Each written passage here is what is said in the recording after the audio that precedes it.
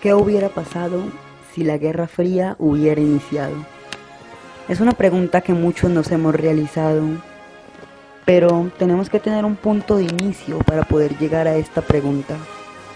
Tenemos dos fechas: el año 1963, con el asesinato del presidente John F. Kennedy por manos de Lee Harvey Oswald. En caso de que Lee Harvey Oswald no hubiera sido atrapado, lo más probable sería que el gobierno de Estados Unidos hubiera culpado a la Unión Soviética de este homicidio.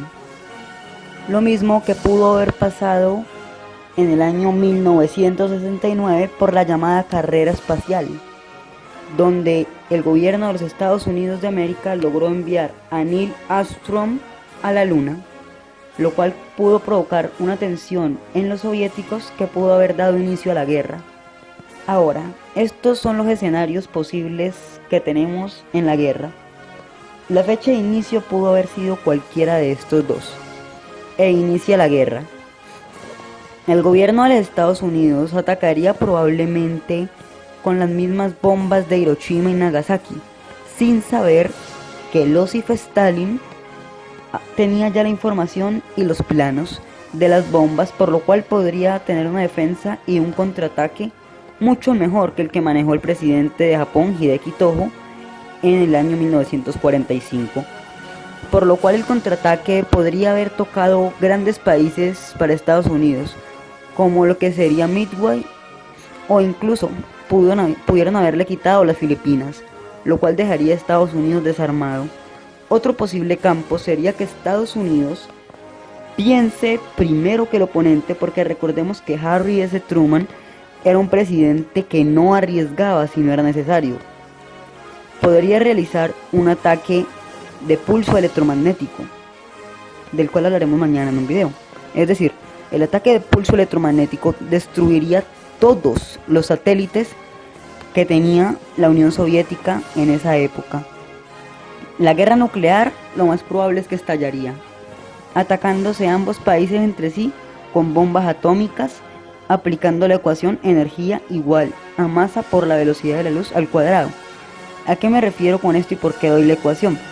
Porque el daño que podrían provocar al convertir masa en energía sería un daño tal que en esta época no tendríamos capa de ozono, estaríamos en estos momentos rodeados por una lluvia tóxica, sin contar que se pudo haber acelerado el proceso de creación del pie de elefante en Chernobyl, que recordemos era parte de la Unión Soviética. La Unión Soviética, con la tecnología de la época, no hubiera logrado hacer nada con el pie de elefante.